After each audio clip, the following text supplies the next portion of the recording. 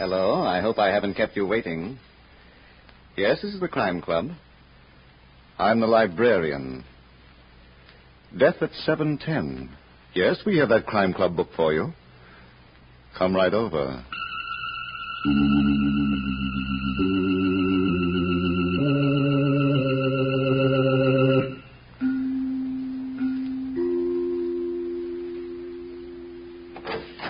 Ah, you're here. Good. Take the easy chair by the window. Comfortable? The book is on this shelf. Here it is, Death at 7:10 by H.F.S. Moore. The very intriguing story of a beautiful woman who was in love with death. Let's look at it under the reading lamp. The train was due to leave at 7:10 in the evening, and at exactly 8 minutes after 7, Mark Kent, a well-known mystery writer, was in drawing room B, his own drawing room, when the door opened, and he was surprised to see a young, beautiful woman. He was even more surprised at the way she giggled. Hello. Hello yourself, and see how you like it. My name is Susan Ward Steele. Well, I'm flattered, but haven't you made a mistake? You're Mark Kent, the mystery writer. I adore mystery writers. Well, your pictures don't do you justice. How about getting me a drink? Don't you think you've had enough? Oh, be a good boy and get me a drink. I better get you back to your compartment. I'm going to Reno. A long trip. I saw you come on the train. I knew it was going to be interesting. I'm not going to Reno. You should have seen Gerald's face this morning when I said goodbye to him. He's my husband. Such a pain in the neck. Look, Susan, do you mind... And you should have seen Claire Ellis's face when I told her that I was going to marry Pierce Carlton. And my stepbrother, Robert Ward's face, when I wouldn't let him have the money. So many faces, and all so long. Will you do me a favor, please? Oh, Pierce will marry me. You just watch, Mark. In 6 weeks, when I come back from Reno, he'll never tell me again he's not the marrying kind. Yeah. How about that drink you promised me? I didn't, Susan. I want a drink. I've got to have a drink. Later, please. Anything. Water. Ginger ale. Take it easy, kid. Take it. I've never been so thirsty. Please. Water. Ginger ale. All about Chicago and Points West. Susan. Albany, Prescott. All aboard. No. Conductor, hold the train. There's a dead woman on board. 4 days later, Mark Kent was in a room at police headquarters with Captain McNair, his friend. They were comparing notes, the results of intensive investigation, and some speculation. We start with the atropine, Cap. That's what killed her. Yeah, 1 pill. That's usually enough. Now, here's what the book says about atropine. An organic alkaloid which causes death in humans without coarse anatomical change. No pain. That's right. Symptoms include dryness of mouth and throat, giddiness, wild talk. Death usually takes place within 8 hours. The coroner told me there's no set rule about that. It can happen in 6 hours, in 4 hours, in 1 hour. It can happen in 10 hours. Well, we know from what Gerald Steele told us, Susan didn't get up until almost 11 o'clock. Yeah. Cap, are you willing to do some speculating? If it doesn't mess up the facts. What facts? All right, go ahead. But remember, you're not writing a book. This was a real murder, and I'm a real policeman. Now, we've got a pretty good idea of the kind of man Gerald Steele is. There's no record that he ever had a job. His wife, Susan, was very rich. So? Okay. We know that she left a will giving him half her estate, and we know that she was going to Reno to get a divorce. Another man, Pierce Carlton. Now, let's combine what Gerald told us about that morning 4 days ago and what, for reasons of self-preservation, he might have forgotten to tell us. Go ahead, I'm listening. All right. It's 11 o'clock. Susan Ward Steele has just gotten out of bed, and after the usual routine, she goes into the kitchen, where she finds her husband sitting before a big breakfast. She's a little annoyed. Good morning, Gerald. Enjoying yourself? Any objections to my being hungry? Oh, no. I thought today you might have less of an appetite. I'm not responsible for today, Susan. Ham, eggs, toast, and coffee. Is that your first helping, dear? Oh, nuts. You don't say. You're so articulate. Where's Tommaso? I told him to take the day off. You told him? Yes, what's the matter with that? But, darling, you don't pay his salary. I had no idea that we wouldn't want any strangers around the house today. You're so sweet. But I'm not spending today with you. Oh? I'm having lunch with Robert, tea with Claire Ellis, and then... would you like to guess? Cocktails with Pierce Carlton, the great send-off. Don't be so bitter. He works for a living. Sure. Well, at least he has an office. Pour me some coffee, please. Yes. You want eggs, too? No, just black coffee without sugar. A full cup. You must have had a big night. Where'd Pierce take you? Places. Lots of people. I heard you slept well last night. Susan. You were snoring when I came in. Oh, for pity's sakes. First I get it because I'm eating. Now it's because I slept. You don't think much of me. You're a parasite, Gerald. And you're beginning to look like one. You don't care what you say, do you? Oh, don't tell me that there's pride under that expanding waistline. Just one more word out of you and I'll... Yes? What's the use? I can't take it. I don't want you to go. Really? I'm thrilled. If you go through with the divorce, I don't know what I'll do. I know one thing you'll have to do. Get a job. Huh? Let me spell it for you. J-O-B. It's what people do for money. What'd you ever do for yours? Oh, smart. I picked a family with a rich uncle. Sure, you can talk. You inherit $1 million. You're smart. Well, let me tell you one thing, Susan. Don't bother, honey. I've got something much more important to tell you. I'm not leaving you any money to live on. What? And I'm changing my will.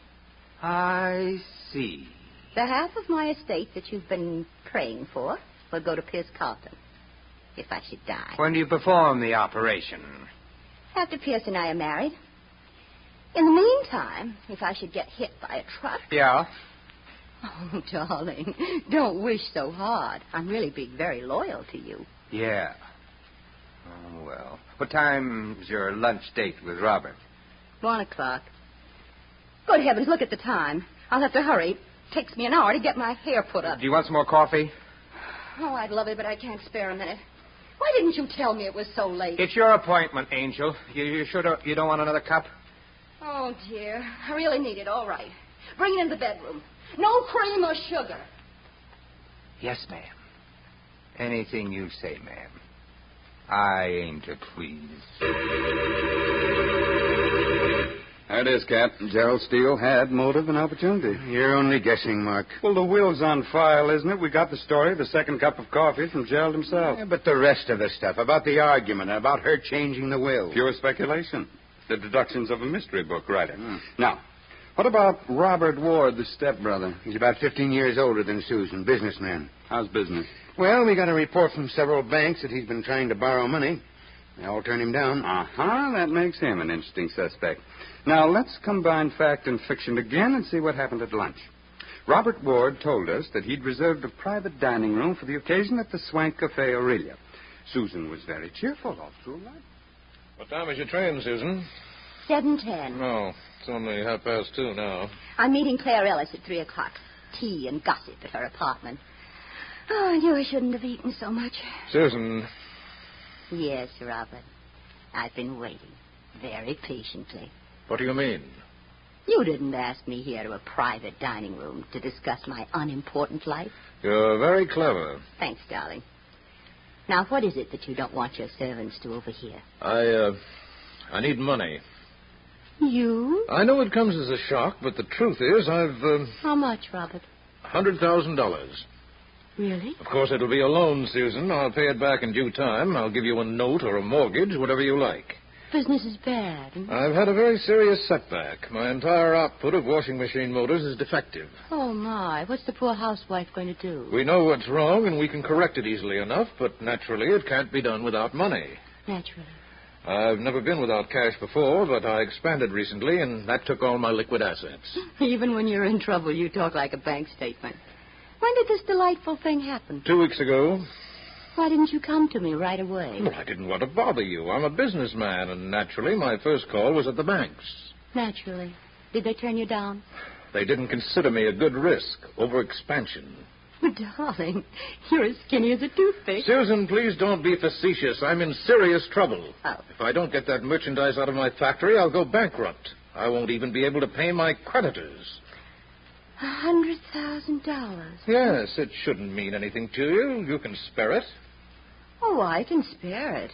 But tell me, Robert, dear, when did you ever do anything for me? Now, don't refuse me. You preached, called me a fool for not putting my money into a good, sound business. A wild, empty-headed fool. I tried to make you realize your responsibilities. Uncle Jeffrey left his money to us in good faith. It was our duty to protect it. I still got mine. And I've got mine in factories, machinery, and merchandise. Now I'm asking you to help me liquidate it. No. Good Lord, Susan, how can you be so heartless? I've been practicing. But... Very well. I'm not going to beg you. Don't give up hope, dear. I've taken care of you in my will. Thanks to Uncle Jeffrey, you have no choice. Half of your estate must go to me. And half of your estate should go to me. But where is it? You can look for it after I'm dead. Oh, what in the name of thunder did I do with those things? What things? My pills, my box of pickup pills. Oh, here it is, my vest pocket. So you've come to that, huh? Just these last 2 weeks, doctor's prescription. I've been living in the devil's own basement, tired and depressed. What do they do for you? They give me a pickup, that's all. Get the tired feeling out of my system and clear my head. Perfectly harmless. Sounds interesting. Would you like one? Why not? I had a big night, and I've got a bigger day ahead of me. One pill will keep you going for hours. Flip it into the back of your mouth and wash it down with water. After you, darling. Very well. I never take chances. Well, here's to you. How soon before it starts functioning? Very soon. And now I think we ought to go, Susan. I don't want you to be late for your appointment with Claire Ellis.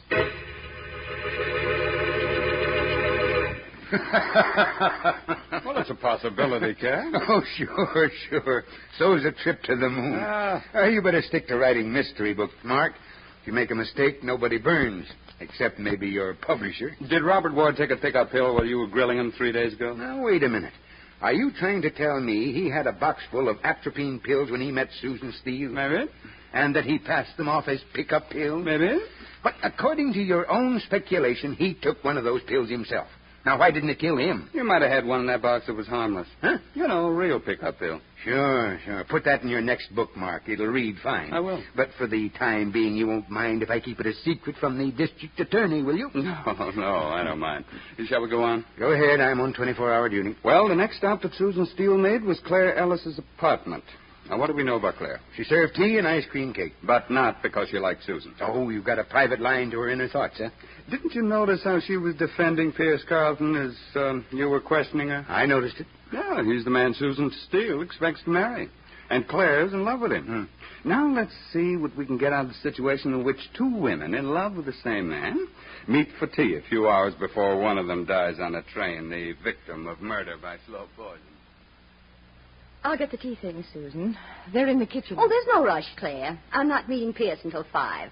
The lovely, romantic orchid room. I told the sweet boy I must have orchids on our wedding day. Slews and slews of them. Susan, you know why I asked you here?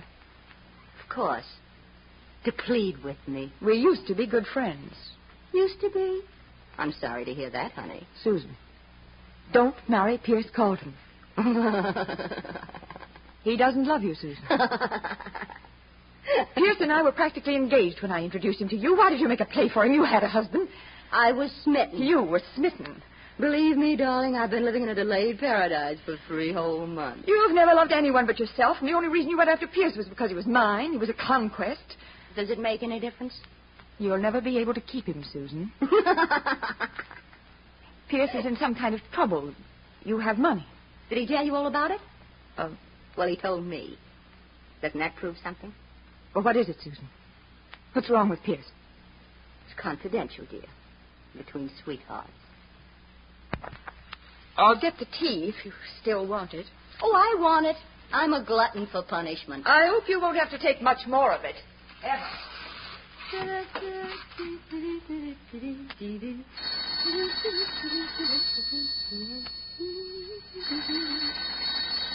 Why not? Hello, and don't keep me waiting. Oh, it's you. Of course, Gerald. Are you surprised to hear I'm still breathing? Where's Claire? Oh, she's downstairs sweeping the sidewalk. She pays off the back rent that way. I'd like to talk to her, please. Oh, she can't be disturbed. Now, look here, Susan. But I can give her a message. Ask her to call me back. No love and kisses? Not yet. I was only thinking we might go for a walk in the park. A walk. How thrilling. Gerald, darling, when did you give up driving? Oh, nuts.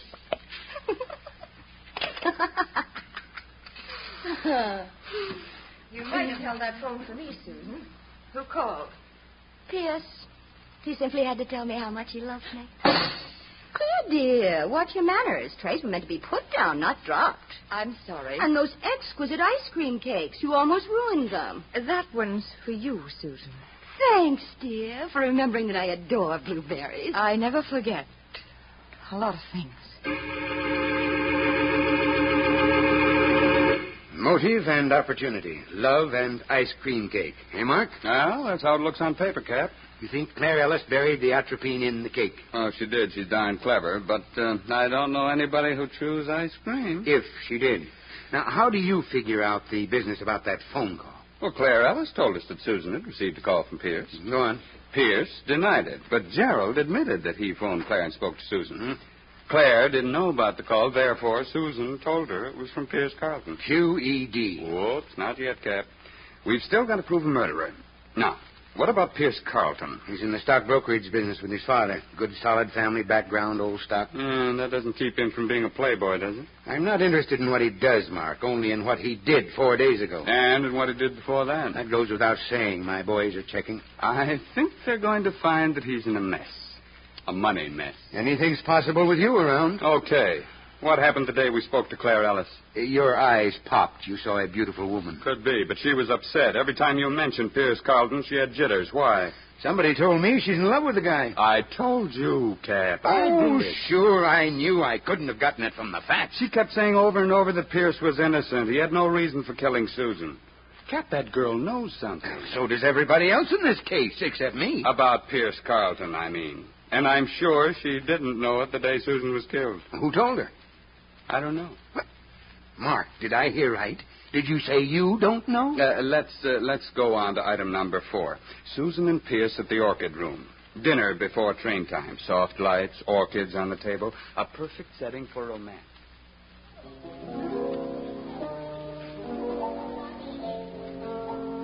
Oh, darling, darling. 6 weeks. 6 long weeks without you. You'll get used to it. Don't laugh at me, please. I'm going to miss you terribly. There's a lot of excitement in Reno. And cowboys. Pierce, how can you say that to me? Don't you like cowboys?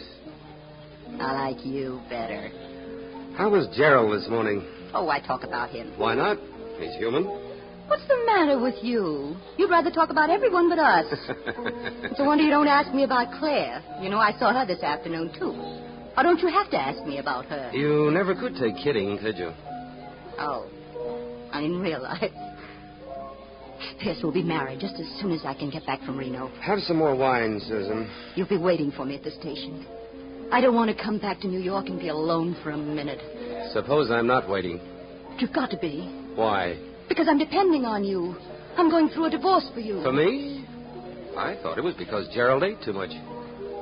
Pierce, would this come under the head of what you call kidding? Put your head on my shoulder and I'll tell you a secret. I'd rather look you straight in the eye. I've been doing a lot of thinking. Yes? I've come to the conclusion that Gerald is a nice guy. What does that mean? You ought to stick with him. You know, till death do you part. You didn't think so last night. I wasn't thinking last night, honey. The whole process started this afternoon. I woke up and there was a vision of a wedding bell. It scared the wits out of me. You're out of luck, Pierce. I'm not letting you out of your promise. Look, Susan, be sensible. Marriage and I were never meant for each other. I'm just not the marrying kind. No? Put your head on my shoulder, and I'll tell you a secret. I'd rather just keep sitting beside you. Do you remember a certain crying jag that you had on a couple of weeks ago? Susan, I've never been drunk in my life. You were that night. And you told me a whole lot of things that you're going to regret in just about a minute. Suppose you tell them right back to me now. You lost a lot of money on a gambling boat before I met you. Huh? You paid off in IOUs. And when the gambler got tired of waiting for the cash, he threatened to see Papa. That's when you became a thief. Good Lord, Susan, what are you talking about? You took bonds out of your father's safe. He's got so many of them, you were sure they'd never be missed. I told you that? Your conscience was bothering you. Bet you didn't know you had one. It's a cinch you haven't. No, dear. I might really like meeting your father, telling him about those bonds. Yeah? I'm so glad you'll be waiting for me when I get back from Reno. Yeah. Come to think of it, not every woman wants to marry a thief. Oh, I'm lucky, huh? All right, let's celebrate with a drink. Friends? What else? You hold all the aces. Then we'll drink to that. Oh, no. Don't waste it that way. What's wrong? Let's lock arms. Then I'll drink out of your glass, and you'll drink out of mine. Why, of course. Just like real sweethearts. Yes, dear. There's nothing like good old sparkling burgundy for launching a new life. Properly. There it is, Cap. The last episode. And you finish it with the old switch trick, the atropine pill in Pierce Carlton's glass. I'm surprised at you, Mark. It's corny. Well, it happens to be true, poison or no poison. Found out about it only this afternoon. You don't say. Who told you? Waiter in the orchid room. He saw them lock arms, and he remembered for $10. What? You give me the name of that guy. I'll have him brought in here, and I'll book him. Cat, Oh. Hello, Captain McNair talking, homicide. It's all right, Finley. Go ahead. What? Are you sure? Mm-hmm. Okay. Check in at headquarters and file a report. I'll take care of the rest. What sign of the horoscope were you born under, Mark? I don't know. Why? Well, you're either very smart or very lucky. Pierce Carlton lost $80,000 on Jimmy Bryson's gambling boat 4 months ago. Uh-huh. Finley just got it from Bryson himself. The debt's been paid. That's how it is, Cap. When you go by character, you can't go wrong. Maybe I ought to have a little more respect for you, huh? Well, just read my books, and I'll be happy. Yeah. Now, let's see. We've got 4 suspects. Gerald Steele, the husband, who was going to be left holding the empty bag. And who was still in the will for half of the fortune. Right. Mm-hmm. Robert Ward, the stepbrother who needed money and was turned down. He's in the will for the other half. And my money's on him. Maybe. Claire Ellis, the lovesick rival, and Pierce Carlton, who didn't want to get married but who talked too much to Susan. Every one of them had motive and opportunity. What does your imagination advise us to do now? I got an idea, Captain. Can you get me a sample of Susan Steele's handwriting? Yeah, her signature's on her will. I've got a copy of it over there in the case file. All right, let's get the best handwriting man you've got, and then you and I will go to work catching a murderer. Mm-hmm. Does your imagination tell you where? Of course. At my apartment.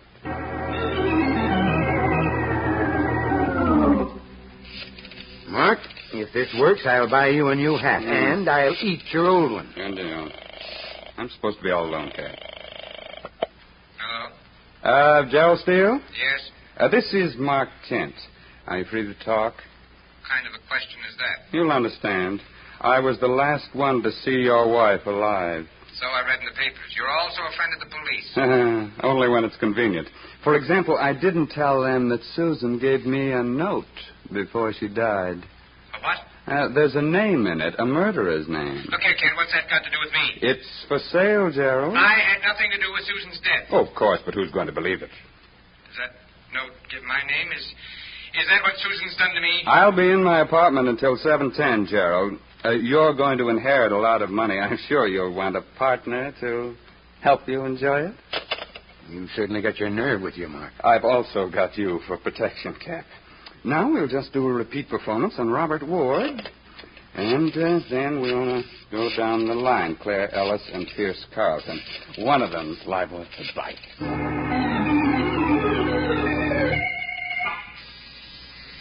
Stay in that other room, Cap, and don't wait for gunfire. Don't worry about me, kid. Yes, I heard you the first time. Hello, Miss Ellis. Come right in. Would you mind if I called you Claire? I want that letter, Mr. Kent. You wouldn't mind. And I thought this is the beginning of a beautiful friendship. All I want from you is that letter. I've got a gun in my handbag, and I'm not afraid to use it. I didn't think you would be. How much money did you bring? I didn't bring any. Well, Mr. Kent? I've got the answer, lady, and I'll take the handbag, too. I didn't kill Susan. Now, please, give me a chance to explain. Sure. Come on. No. Pierce told Susan that he wasn't going to marry her. And I know she put his name on that letter. You don't have to protect that guy anymore. He told me the whole story the day after Susan died, about her threat and why she threatened him. I made him tell me. Yeah, let's go. No, please. Somebody wants to come in here, Ken. Another one? Here's a magazine. Take Claire into that other room and read the advertisements to her. Yeah, come on, you. When that guy works in a case, you never know what's going to pop next. Coming. Oh. Get out of my way, Kent. With pleasure, but I'd be glad to do it even if you didn't have a gun. Mr. Ward? Are you alone? Now that you're here, practically. I don't trust you. Put up your hands and walk toward that other room. Oh, you're kidding, aren't you? Move along. I'm not going to waste any time on you. All right, but since when do blackmailers work with an audience? Just walk directly in front of me and into that room. I'm in. You're a bigger fool than I thought, Mr. Kent. You should have protected yourself with a lie. Well, we all make mistakes, Mr. Ward. You've made your last one. I'm going to kill you. Don't you want that letter? I'll find it later, or I'll burn your apartment out of existence. I've got a right to my share of Susan's estate, and the law won't take it away from me now. So it was you who killed her? Of course. I needed money for my business, and she refused to lend it to me, the fool. No intelligence, as she'd have known I was prepared for every emergency. Yes, I sort of had that figured out. This box of pills, pickup pills, a wonderful tonic. Unfortunately for Susan, the one I let her pick was atropine. Don't look now, Mr. Ward, but there's a man behind you. Drop that gun. Captain McNair. Yeah, with bracelets you can't buy at Tiffany's. You should have looked when I told you, Mr. Ward.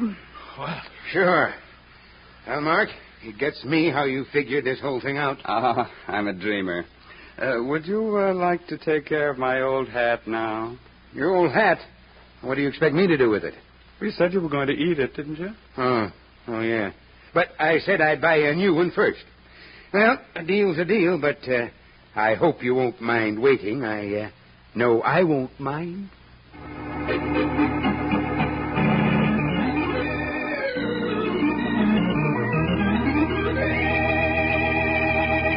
And so closes tonight's Crime Club book, Death at 710, based on a story by H.F.S. Moore.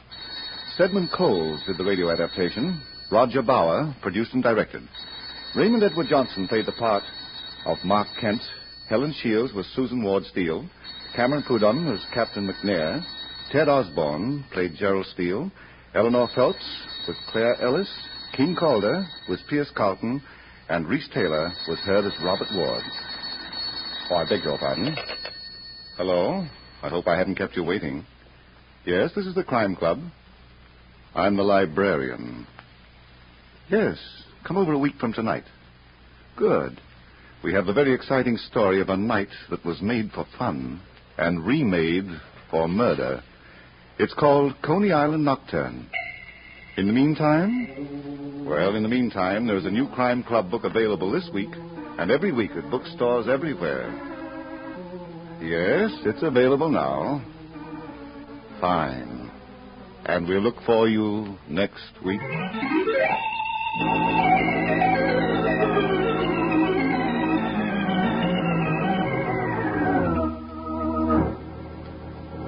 This program came from New York. This is the Mutual Broadcasting System.